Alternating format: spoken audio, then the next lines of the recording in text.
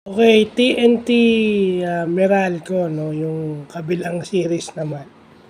So, dito natin makikita yung aside from the ball factor, okay? Alam naman natin nakukuha talaga ng stats itong si Bol, 'no? The only difference between RSJ and si Bol kahit ilang tao o kahit sinong ibantay mo sa kanya, kahit i-double team mo, triple team mo, walang mangyayari.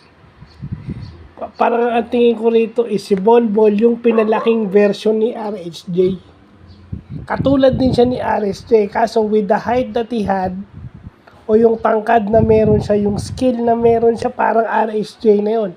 Ang problema lang, mas matangkad siya kay RSJ. At pag mas matangkad siya kay Ronday, papahirapan mo lalo yung depensa ng kalaban.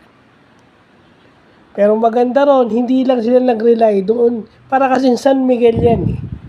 Parang bibigay mo yung bola kay Bol and then yung shooter nakapaligid. Pero dito sa TNT hindi. Pag pumasa si Bol, ang nangyari is either Oftana attacks, heading attacks, Jason Castro attacks, Reynang Batak attacks.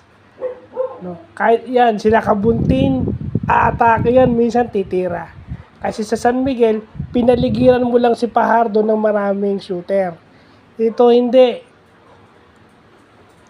Laging sa loob ang atake nito. Kaya nga best player si Heading eh. Kasi kinakaya ni Heading yung bantay niya.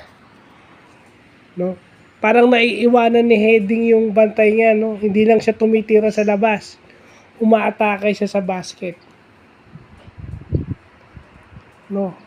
At siyempre si RR Pugoy, di ba? Si RR Pugoy pumoposte. Pumoposte si Pugoy. Pag kaya niya sa post yung defender niya, sa post siya dinadala. Or kung medyo malaki naman mas mabilis naman siya, iniiwanan niya, sa labas siya nang gagaling. So yun yung dynamics ng TNT, no? Kung saan sila may bentahe. Simple but effective. Kasi dapat itong playoffs na to, yung ginawa ni Tenorio na pa-score ng marami si Bol, yun na lang dapat. Kasi pina-score nyo pa si Heading eh, di lalo kayo nahirapan. Pina-score nyo pa yung ibang player eh. So parang si Bol, sige kumukuha na lang ako ng bahala na kung dumating yung tira ko, di ba? At dumedepensa pa itong si Bol. The same thing with RSJ, dumedepensa rin si RSJ. Pero si Bol, ang laki ng impact. Hindi mo maitira ng maayos yon. Dahil alam mong yung presence niya is nandun. So, yun lang po.